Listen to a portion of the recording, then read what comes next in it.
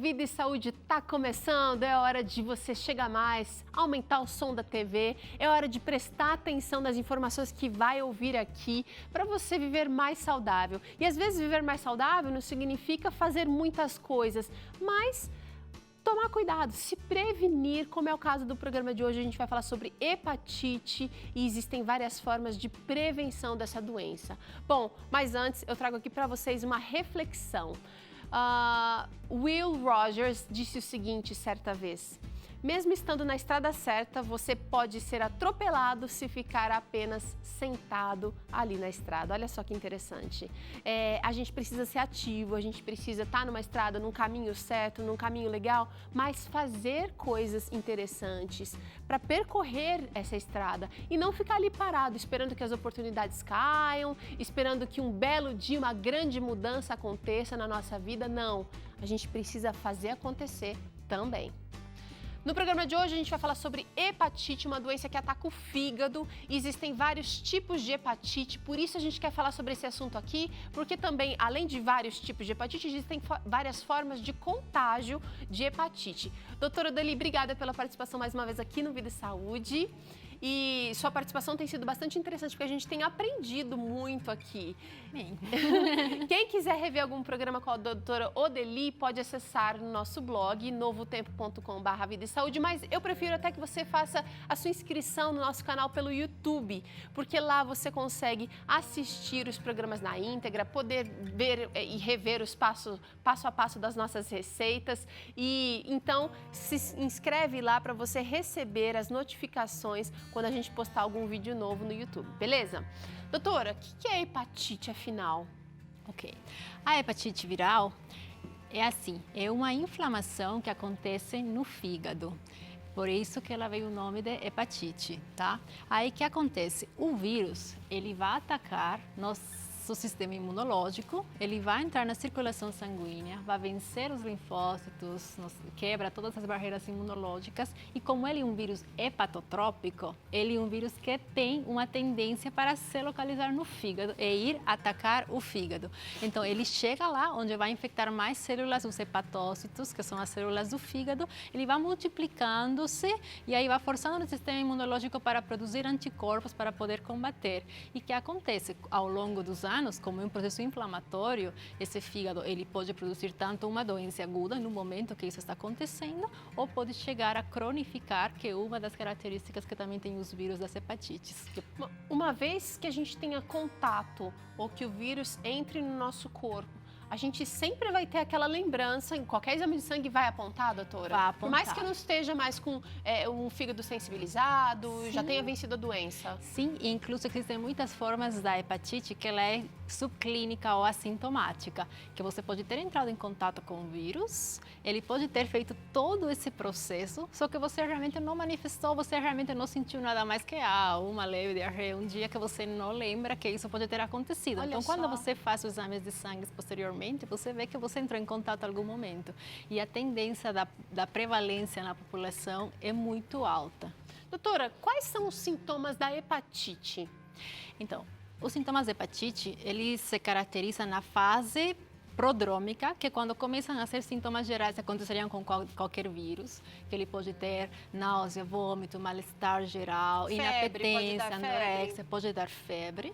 E depois passa uma fase ictérica, que é onde se dá a icterícia, que é essa coloração amarelada da pele, que começa com amarelado nas conjuntivas, e aí pode ser a pele Aquele inteira. branco do olho fica bem amarelado. Fica bem amarelado, e a própria pele pode ficar amarelada, e pelo excesso de bilirrubina que o fígado vai produzindo, ele pode estar inclusive circulando no organismo, dá prurido também, dá coceira no corpo por conta desse excesso de bilirrubina, e pode alterar também a coloração das fezes, que elas podem ficar mais claras, sendo um dos sinais de hepatite, né? A colia ou hipocolia fecal, que se chama, e também a colúria, que é a urina, ela vem escura como Coca-Cola. Então, daí vem o nome de colúria, porque isso também é um sinal da hepatite. Esses são sintomas bem clássicos, mas como a senhora Esses são falou, algumas sintomas pessoas bem clássicos. entram em contato com o vírus, mas não apresentam tudo isso assim de Isso. maneira exagerada, né? Exatamente, essa doença subclínica que se chama, porque você está com o vírus, ele está se replicando no organismo, ele está gerando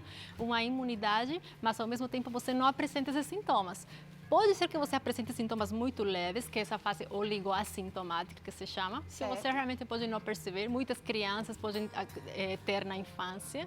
Eles apresentaram uma diarreia ou um malestar de um dia, era isso.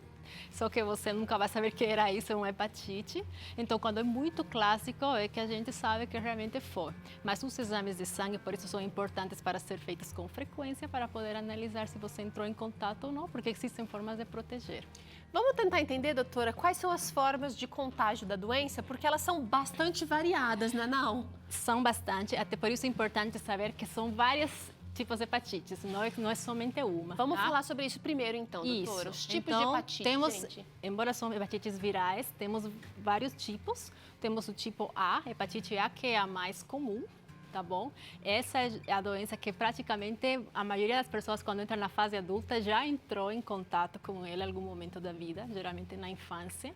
É a mais branda, seria? Tipo A ou não? Ela é mais branda, mas ao mesmo tempo ela pode se apresentar da forma mais característica, como a gente falou. Então com vai febre, apresentar os com sintomas. icterícia, vai apresentar com os sintomas.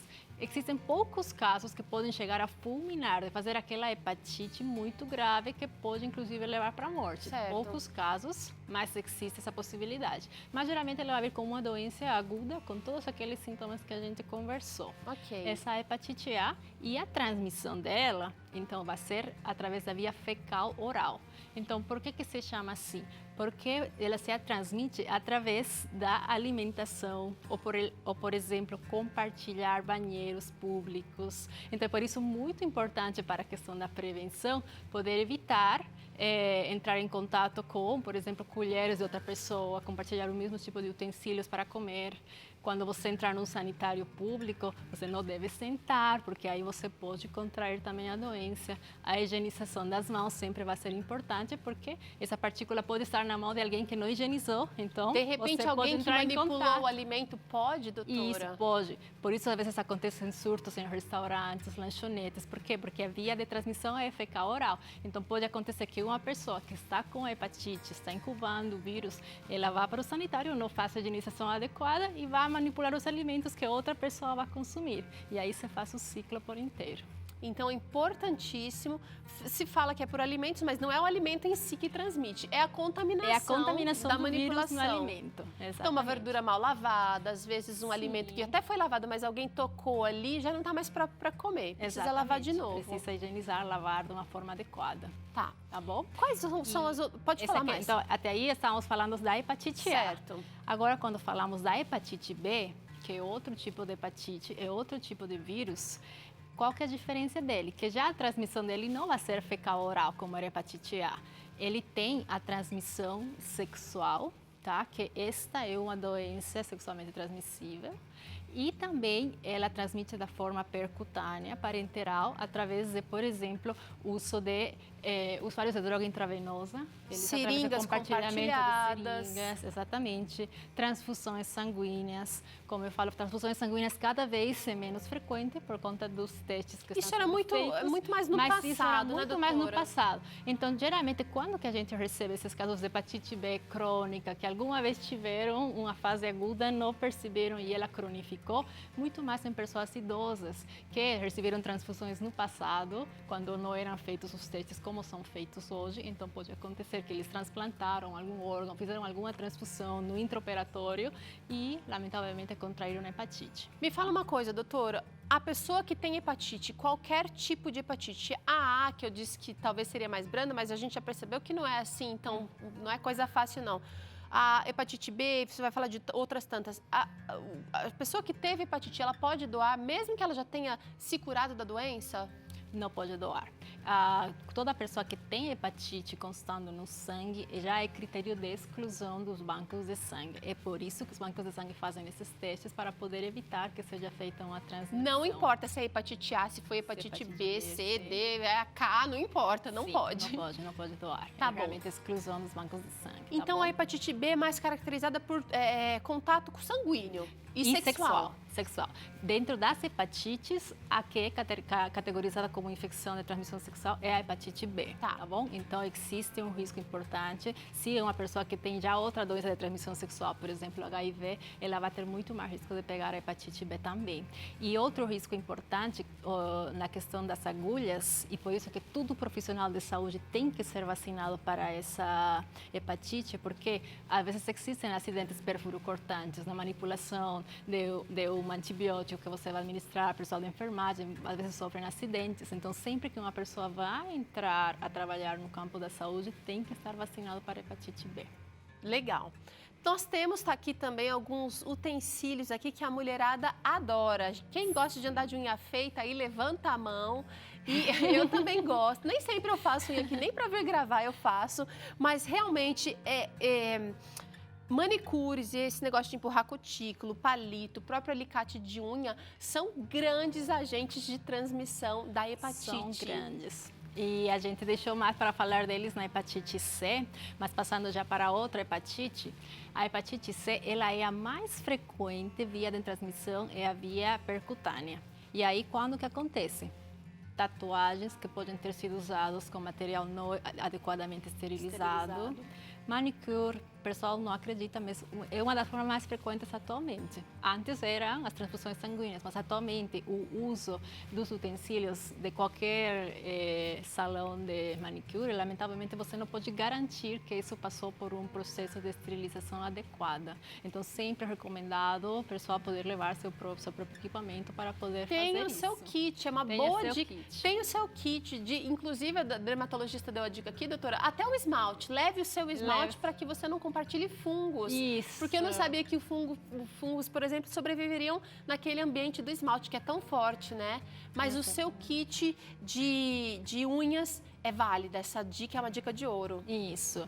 E também lembrar que tanto a hepatite B quanto a C, elas chegam a produzir cronicidade. O que isso quer dizer? O que é isso? Então, quando a gente falou com a hepatite A, ela se manifesta agudamente, com todos aqueles sintomas clássicos, sara e passa. Você já fica imunizado praticamente para a vida toda quando você entrou em contato com a hepatite A.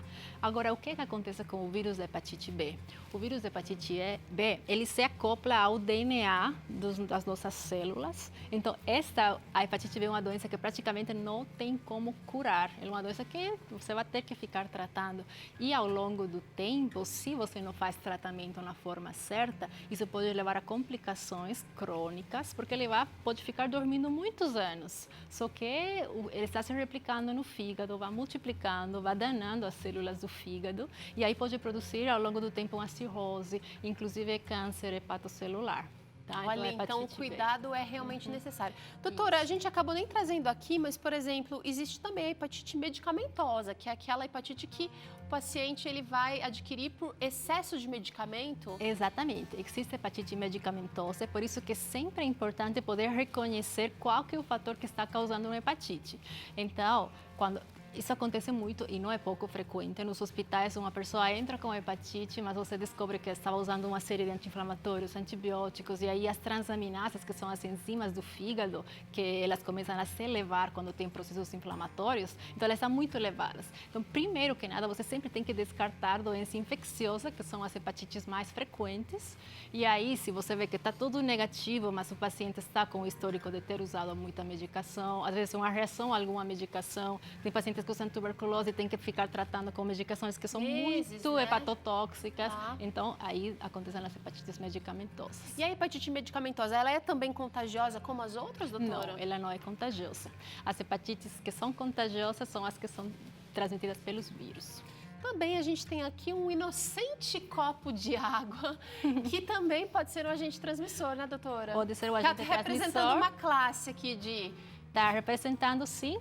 Ele pode ser transmissor tanto da hepatite A, porque é fecal oral, como a gente falou, então é a mesma ideologia, como da hepatite E também. A hepatite A e a hepatite E são as únicas hepatites que têm a transmissão fecal oral. Só que a hepatite E, ela não é muito comentada aqui no Brasil, porque ela não é muito frequente aqui. Ela é muito mais frequente em outros países, em outros continentes, inclusive. Mas as manifestações, formas de adquirir são as mesmas. Doutora, é verdade que quando a pessoa está com hepatite, ela está manifestando aqueles sintomas que a senhora mencionou, o fígado fica muito fragilizado?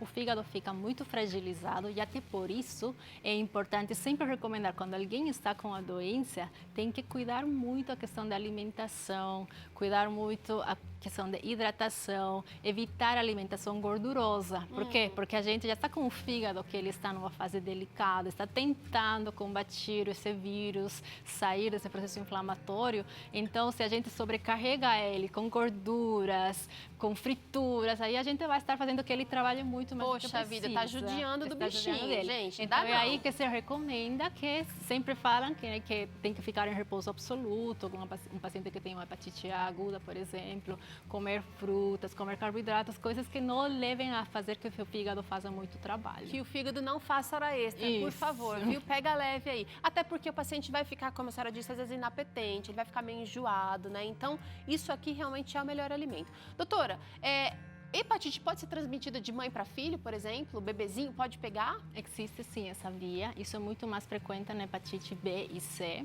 tá?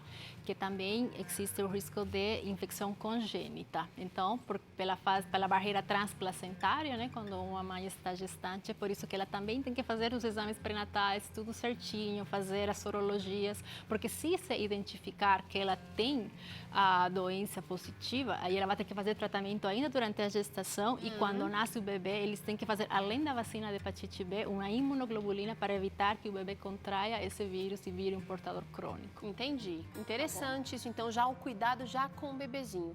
Agora é o seguinte, qual é o tratamento para hepatite? Já que você disse que ele entra em latência, o vírus. Então, se de repente a pessoa vai sofrer aquele período ali, quanto tempo de sofrimento, doutora, dos sintomas da doença? Então, a hepatite A, ela resolve geralmente espontaneamente por ser uma doença viral. Então, geralmente ele recomenda um repouso, às vezes 1, 2 semanas. Já tem casos que são um pouquinho mais complexos, que às vezes precisam inclusive de hidratação parenteral, porque ficam muito anoréxicos, não conseguem ingerir nem líquidos, então às vezes precisam de um suporte de hidratação por via intravenosa. Mas a média é 1 2 semanas como máximo para resolver uma hepatite viral aguda A sem complicações. Então é um tratamento de repouso e É alimentação mais repouso, saudável. alimentação saudável, tá? Agora, quando falamos da B, já é diferente, porque a B não só precisa do repouso, alimentação saudável, a gente precisa também de um tratamento, porque esse vírus, se ele não for tratado, como eu falei, ele pode levar a complicações como cirrose e inclusive câncer do fígado. Então, para evitar isso, ele tem que ser acompanhado com um médico infectologista para poder tomar a medicação antiviral específica para isso. Certo. E, lamentavelmente, esse é o vírus que é tratamento para a vida toda, porque ele se acopla, como eu falei, ao DNA celular e não consegue ser totalmente eliminado. Então tem que fazer checagem. Vai Isso. checar, vai tomar medicamento, dependendo da praticamente vai acompanhar atuação para a vida dele. toda. E a hepatite C, ela também tem tratamento antiviral, só que ela já é uma doença que é outro tipo de como se chama? De abordagem? De abordagem, de ácido tratamento? nucleico que ele tem. Então, o que acontece? Você não precisa tratar a vida toda, porque já existem antivirais que em 12 semanas podem dar um tratamento que garante quase 100% de cura. E como é que a pessoa sabe que tipo de hepatite ela tem, doutora? Ou ela teve? Então, tem que fazer os exames de sangue. No exame de sangue sai No hepatite exame C, de sangue hepatite sai. B? Tem exames específicos, que são sorologias específicas de anticorpos para hepatite A, tem anticorpo para hepatite B, anticorpo para hepatite C. Então, se algum deles positivar, aí o médico vai saber como orientar. Porque na hepatite A, você sabe que já teve imunidade para a vida toda, não precisa ser feito mais nada. Mas se, por Qual? exemplo... Repete qual? A hepatite A. A hepatite A que a gente recebe a vacinação. Isso. A hepatite A, na verdade, ela não tem vacinação atualmente, mas sim para os bebês. Mas pessoas que já são na fase adulta, adolescente, eles não receberam, mas provavelmente já entraram em contato. E uma vez que você já tem contato com ela, você já tem imunidade permanente, tá bom?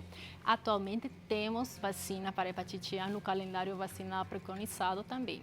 Agora, a hepatite B é uma vacina que também tem no calendário vacinal, E recentemente, nos últimos 3 anos, ela foi liberada para vacinar para toda a população. Antes era só para pessoas com profissionais de risco, profissionais de saúde, né? Pessoas que têm exposições de risco, mas agora é liberada para todo mundo. Então, todo mundo pode ir para um posto de vacinação e pedir vacina para hepatite B, que vai receber. Pega lá, resgata a sua carteirinha do baú aí, tira a poeira dela e leva lá no posto de saúde para ver se você também pode receber a vacinação contra a hepatite B. É um direito seu também. Doutora, muito obrigada por tantas informações aqui de saúde. Realmente prevenir é muito mais barato, é muito menos dolorido, é muito mais fácil do que tratar depois e às vezes as consequências para uma vida toda, né? Exatamente.